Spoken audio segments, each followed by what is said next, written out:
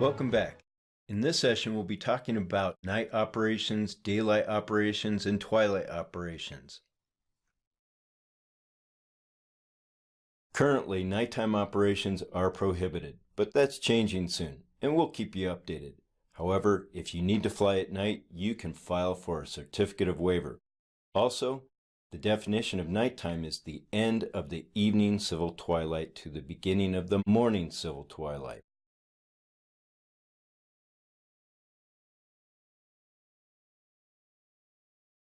All right, operations during twilight. This is defined as evening civil twilight from sunset until 30 minutes after sunset. Also in the morning, morning civil twilight from 30 minutes prior to sunrise until sunrise. If you're going to conduct operations during civil twilight, you need to have anti-collision lights that are visible up to 3 statute miles. All right, let's wrap this up with daylight operations. This is the time between the end of the morning civil twilight and the beginning of the evening civil twilight. Pretty easy.